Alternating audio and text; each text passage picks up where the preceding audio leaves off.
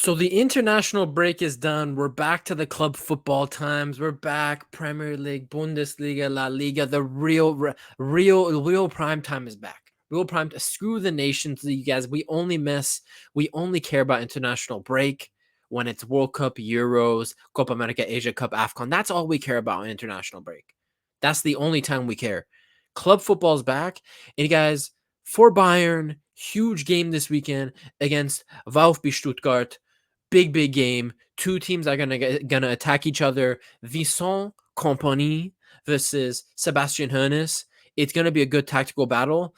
And I just want to get on here and talk about how Bayern, not just in this Stuttgart game, but Bayern in general, what I'm seeing from our team, how Bayern in general can avoid some of the defensive issues they have that have been leading to goals in recent weeks, i.e., that Frankfurt game where we were really exposed. Yes, Eintracht Frankfurt are probably the second most informed Bundesliga team after Bayern in the league, and they are one of the best teams in Europe. Ekitike and Marmoush have been insane, but they did expose the defense on the counters, and I'm going to talk about how little tweaks to the game plan and the ego of Vincent Kompany and the defenders can help us avoid the defensive issues that have been leading to goals. So in this video, we're gonna watch the highlights of the Eintracht Frankfurt game. I don't know anything about getting claimed and crap on YouTube. I hope as long as I pause consistently and commentate enough that my video won't be striked down or anything. I hope not. But we're gonna watch the Frankfurt Bayern highlights and we're gonna focus on the 3 goals Frankfurt scored. And I'm gonna talk through how I believe we can avoid the mistakes we made and how if we make these changes, I think Kompany is already getting very close to striking gold with this Bayern team. So, guys, without further ado, let's pull up the video. Shout out ESPN FC. They have the best Bundesliga highlights. They have highlights of every game, I think, because they have the Bundesliga on ESPN Plus, their streaming service. So, shout out to them. Don't take my video down, ESPN. I love you. I love you, ESPN. Please, I'm just a poor little boy. I'm just a poor little orphan. Please don't do anything to me. My sub count is actually on 666 right now. So please subscribe and let's get rid of that demonic number 666. If you don't subscribe, you're a demon because you're looking at my subscriber count and it says 666 and you're not doing anything about it. So I just have to get out of the way, guys. Let's go through. This is the first goal. I got the timestamps ready of the 3 goals. We're going to talk through it. I might have to go there and back to talk about the moments I want to talk about, but here we go.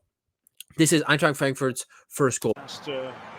Let me bring the volume down. Maybe let's have a little volume, right? Let's have backtrack and really building out of the back. I think that's Christensen plays the ball. And okay, let's analyze the situation here. So I think that's Kim has stepped up on Ekitike right there. You have Alphonso Davies, Pavlovic, Upamecano. I think that's Guerrero. And I think that's either, sorry, my cursor's right here. So here we have Davies, we have Kimmich, Pavlovic, Kim, Upamecano, Guerrero, and I think that's Michael Elise. I think. So Kim does very good here to step up because he's preventing Ekitike to dummy the ball and go behind the back line.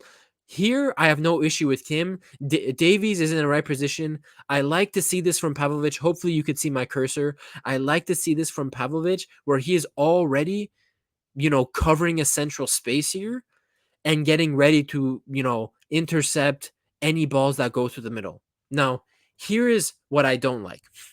Here is where I think if we have a little switch in what is told to the players, we can actually avoid what ends up happening a couple seconds later. So, Ekitike does a good job here to recycle the ball. Kane gets a little fortunate. Kim loses track of the ball. I think he actually got the tackle in. And so now let's see what happens. I want you to focus on Upamecano here, and I will talk you through how we could fix the play here. So let's just watch. Sorry for the lag, by the way. My internet is horrible. All right. What happened there? You guys, that was only for half a second, but this is the fine margins of football. What happened there? Let's go back. Let's go back 5 seconds. Straight to Harry Kane. Good step. Recycled out. What's wrong? Let's play a little game. Go into the comment. No, I'm just kidding. We're not going to play a game. You guys aren't little kids. Listen to me. What's wrong here? My issue here, and I'm not blaming Upamecano for this, because what this is Upamecano is told to do this by his coach. Company is telling Kim and Upamecano to play this way, so I don't actually blame him, because this is what they're working on in training, and this is what he's been told to do. But Upamecano here, stepping up, I can't tell which player this is, to be honest. You have Marmoush here coming in, beginning to make that run on the inside of Rafa Guerrero, but I think that's Guerrero. Oh no, sorry, that's Kimmich. My bad. Guerrero didn't start this game, I think. Honestly, I can't remember. International break messes with my brain. But look at Upamecano. Upamecano, because he's instructed to, presses up, keeps the high line, and creates and does an aggressive action to follow the player to make sure that he does not get the pass, or if he's passed to try and intercept. Something I think that a company can learn from this is that you can tell Upamecano and Kim to be aware of their surroundings and realize that there is not always, we don't always have to be aggressive. We don't always have to keep the high line and play a super hyper aggressive style of defending, because that's what company is trying to get Kim and Upamecano to do. Lots of 1v1 battles, high line, aggressive style. Physical battles. This is what it is to be a Bayern center back right now. Upamecano is trained to do this, so he mindlessly follows the guy checking in for the ball here. But what does that do? Because of that aggressive style, what does that do for us here? Let's watch. He goes in, boom, big space in the middle. Marmoush is always going to beat Kimmich on pace, and a great finish by Marmoush, who is in form and who was always going to take that finish and take that goal for himself to tie the game for Frankfurt. So let's just go back to this. You see my cursor, Upamecano. What I wish Upamecano would have seen, so that he doesn't just blindly follow the coach's instructions, is, all right, if he's checking in for the ball right here, why would I have to be pressed up on him so highly? Say the pass is made here to number 8. I'm forgetting who this is, but say the pass is made here. Upa, even if you are 5 yards back right here at the beginning of the light green right here, in line with Kimmich, even if you are 5 yards back, you are able to stop this passing lane into Marmoush if you are a little more conservative, and you don't have to be pressed up here, because say this player gets the ball and you're 5 yards back, what's he going to do? Shoot from here? He has to get the ball and he has to turn. And guess what? Kimmich is covering the run of Marmoush. You are right here in the middle, more conservative, 5-6 yards back, facing him 1-1, and also there for Kimmich to deal with the run of Marmoush. I just wish here, if we were more conservative and Upamecano was not drilled into being such an aggressive highline defender right now under company, he could have been more conservative. He could have stayed back. The ball probably could have been passed here, because if Upamecano's back here, the passing lane is a lot harder into Marmoush if Upamecano's there obstructing that passing lane. Because if he's back here, I guarantee you, the player either continues to run over the ball or he makes the pass to number 8 right here. And I'm sorry, you guys, I can't really tell because it's so fuzzy who the players are by name. But Upamecano, if he's more conservative here, can deal with the situation a lot better and help Kimmich out a lot better against a player who's in form and a lot faster than him, right? Because he would have probably passed the ball here.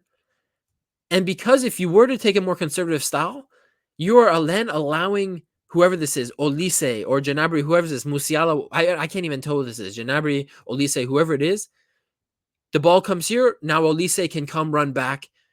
Kimmich, Pavlovic, whoever it is, can come back. It gives time. Pavlovic is right here. If the ball is passed here, there's a lot more options and a lot more support for Upamecano. For Kimmich here, if Upamecano adopts a more conservative style and stays back here and the ball is passed here towards the middle. And I'm very confident Frankfurt would not score here. Upamecano, if he's more conservative, would block the passing lane. The ball gets passed in the middle here. Upamecano is 1v1 with him. Also there, blocking the passing lane, blocking the run of Marmoush. You have Pavlovic. Let's just say this is Olise and Kim right here to recover. And you get your numbers back. And you most likely defend the situation. And Frankfurt do not score. So something we could take away from the first goal here is that because of the instructions Upamecano is given, he instinctually, which is the right thing to do, you should follow what your coach says 99% of the time. He instinctually presses up. But this is where I want to tell company, it doesn't always have to be like this.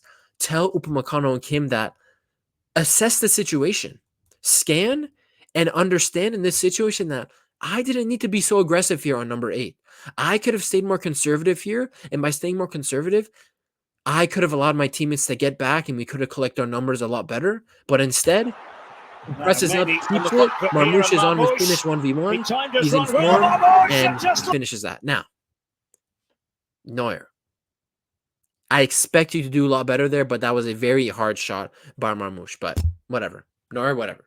I have more of an issue with Neuer on the third goal, although they are all very hard chances to keep, but I'm not going to complain too much. So that's the first goal. Let's go to the next goal. I have my timestamps here. Let's go to 3:02, right? So Frankfurt are out, going out, counterattacking. The ball is going into Marmoush here. Upamecano, Marmoush. Now, this is the goal. This is just, I think, a moment of brilliance from Marmoush. In my opinion, let me know if you think differently on the second goal. I just think Marmoush gets the better of Upamecano. Let's watch what happens.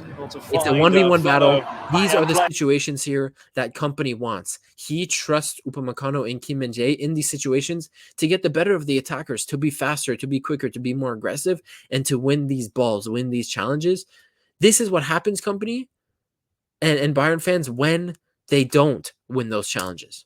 Marmoush gets the better. Pacing Upamecano in real trouble. Of him and Ekitike. Now, this is the goal. I think Neuer has to do a lot better on. It goes under his legs. He doesn't come out urgently enough. I think Neuer could have done a lot better here, but I have less of an issue with this second goal. It's just Upamecano got beat by a player in form, Marmoush, playing it into Ekitike. I have more of an issue with the first goal and also the third goal we'll get to right now, where I think because in this phase of play, we need to be aggressive here. I think no matter what style you're playing, if any team is caught out in this situation, I'd urge the defender to be aggressive here, because given how fast Marmoush is, given how fast Ekitike is here off to the left, Olise, Kimmich, Pavlovic right here, they're not catching up. It's a proper 2v2 battle, and Upamecano he got taken the better of. And that's the risk Bayern, that's the risk company is willing to make. That's the risk the club, by backing company, is willing to make by playing such a high line, that occasionally our defenders, Kim and Upamecano, will get beaten. And the result was a goal here for Eintracht Frankfurt. So it is what it is. So not much analysis here. I don't really want to hang up on this one too much. The third goal again is something I have more of an issue with. So 7:25 here in the highlights, and I'm sorry if it's fuzzy and if it looks crap. I'm still going to post this. I don't care, but here we go. Bayern are in possession. Now, if we're really starting from all this, Kimmich does a really idiotic pass and loses the ball here into pressure. He's trying to play Thomas Muller with 4 guys around him. That's never smart. Eintracht wins the ball back. Comes out to Davies, and Davies again. Horrible. What are you doing? Plays the ball right into a Frankfurt defender, and here's where the counter. Now, although it's a mistake from Kimmich and although it's a mistake from Davies, I still think if company can relax on the super high aggressive 100% of the time in the game style, I think we could have prevented a goal here. Why? Let's see. Just step forward to make sure. Now, Kim, not the best header. His header should go out here towards the referee, towards, Coman, these guys over here. His header should be up the field. He misjudged it a little bit. That's likely due to the pressure by Omar Marmoush here that caused him to mess up the header. So it goes towards the middle of the field. All right, it is what it is. He still did a good job to get his head to it. But look at this. Eric Dyer there. This is where, we're screwed. You have Eric Dyer here. I can't tell who this is. Kim Min-jae right here, who couldn't win the header. You have you're missing a header challenge here right here. And all of a sudden, Omar Mamouche, look at this. 3 guys around him, open space in front of him, perfect header into his path, and he's gone. And we already know what happens. They score 3-3. It is what it is. Where is the change that could have saved us? It's right here. It's right here. First of all, the header is a little bit of a mistake by Kim.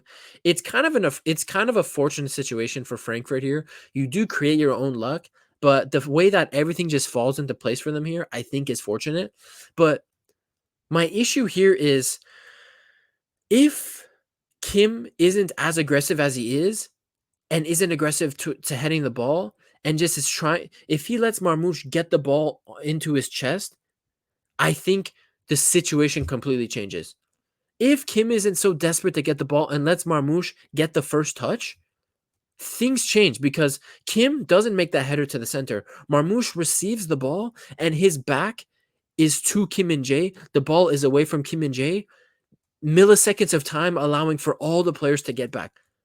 Because Kim is programmed by company to be so aggressive, he goes for the header. Header is kind of mistimed, misplaced because of the pressure from Marmouche. Marmouche turns and he's gone. Eric Dyer's never going to catch him. I think Eric Dyer here, I'm not really sure what else he's supposed to do in this split millisecond. Like, maybe he can step up and be more aggressive and maybe cut out the passing lane here to Marmouche, but I don't think he realizes that passing lane is open to him. I don't think he does. Marmouche does well to turn Kim Min-jae here, and he's gone. And the goal comes from Marmouche coming in, and it's a great finish from a player in form. So really, in those first and second goals, man, I really think if the players weren't so programmed, if particularly speaking of Upamecano and Kim Min-jae, if the players weren't so programmed to be aggressive all the time, my point is here that we can avoid situations where we just leak easy goals, like I showed in the first and third clips. We can.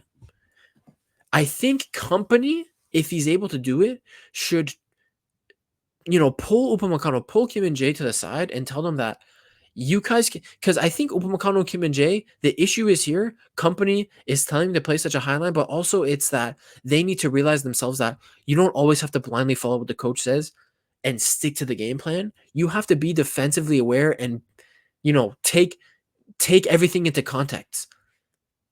Yes, listen to your coach, but I think if Upamecano and Kim have a little more awareness there for where they are in the field, the phase of the game we're in at that time, I think if they just took the split-second decision to, I'm just going to be conservative more here, I'm going to hold them and allow my players, my midfielders, my wingers, and my fullbacks to get back so we have numbers to help us out on defending the situation. I just think Bayern, if they could figure that out, if they could keep that high line, keep that aggressive style, because that is company's football, but also get Upamecano and Kim Min-jae to start thinking more out there and thinking of where they are in the field and assessing situations faster, then I think this company is really getting close to something special with this Bayern defense. So, Stuttgart is this weekend.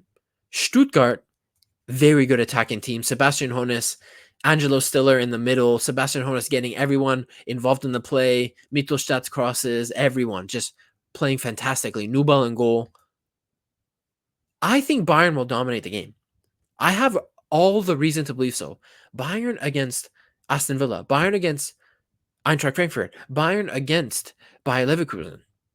They were able to dominate the game possession-wise and overall, over the course of 90 minutes, dominate defensively, but slight moments, that moment against Aston Villa and just 3 moments from Eintracht Frankfurt, and we conceded the goals and dropped points in those games. So it's high-risk defending, but I think if company can find the balance of high line, aggressive style of defending from the center backs, but also getting Upamecano and Kim Min-jae to realize when it's okay to be conservative, company is very close to striking gold with this Bayern team. So I'm really excited for this Saturday to see the Bayern versus Stuttgart matchup, to see how these players learned from the Eintracht Frankfurt game, to see if any changes will be made in terms of if Upamecano and Kim Min-jae will ever decide to be slightly more conservative throughout the match and allow numbers to get back and defend better. I think that's a big key to Kompany unlocking a new side of this Bayern team to achieve a slightly more defensive solidity. So excited for the game this weekend. Bayern versus Stuttgart.